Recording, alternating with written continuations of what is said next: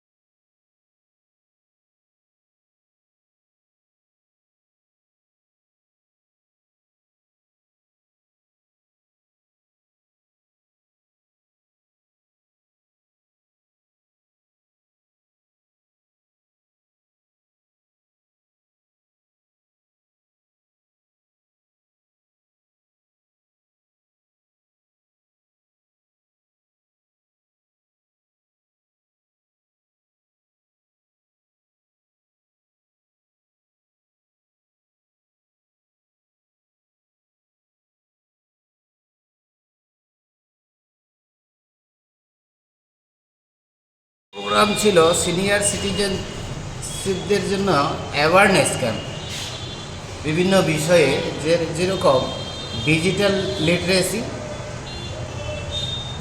Cyber safety and fraud and security, legal issues মানে আইনি সচেতনতা, ফিনান্সিয়াল লিটারেসি অ্যান্ড টেকনোলজি অর্থাৎ মোবাইল আমরা কিভাবে ব্যবহার করব, অর্থাৎ সিনিয়র সিটিজেনরা কীভাবে ব্যবহার করবে সেই বিষয়ে তাদেরকে ওয়াকিবহাল করার জন্য প্রোগ্রাম রাখা হয়েছে। বলছি সাহেব, মহকুমার হ্যাঁ, প্রায় 200 জনের মতো প্রবীণ উপস্থিত ছিলেন আমাদের প্রোগ্রামে। বলছি কে কে ছিলেন আজকের অনুষ্ঠানে? আমাদের এক্সপার্ট হিসেবে উপস্থিত ছিলেন শুভম শর্মা টেকনোলজি থেকে, ইসলামপুর সাইবার পিএস থেকে উপস্থিত ছিলেন আইসি সাহেব।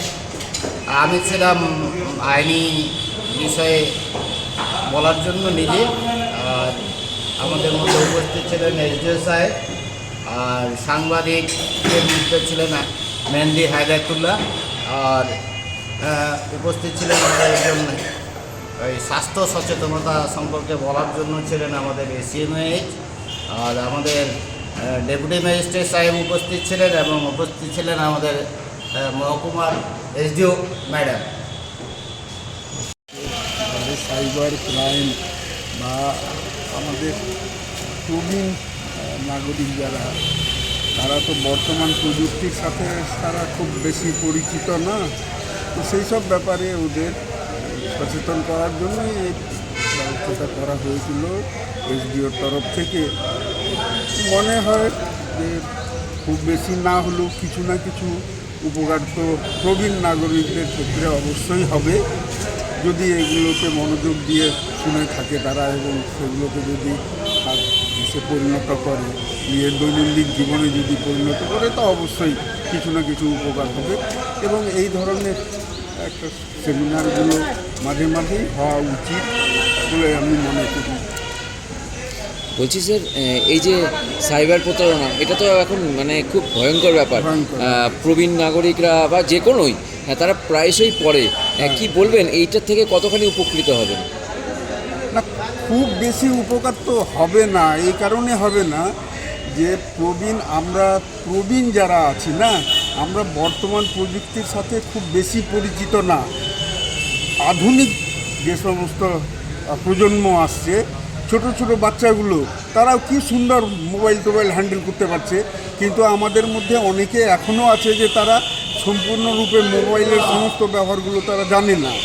ঠিক আছে, তো সেই জন্য ওদের পক্ষে সমস্ত যা কিছু সরকারি পক্ষ থেকে যে সমস্ত সুযোগ সুবিধাগুলো হাত বাড়িয়ে দেওয়া হচ্ছে, সেগুলো সমস্ত গ্রহণ করা প্রবীণ নাগরিকদের পক্ষে সম্ভব না।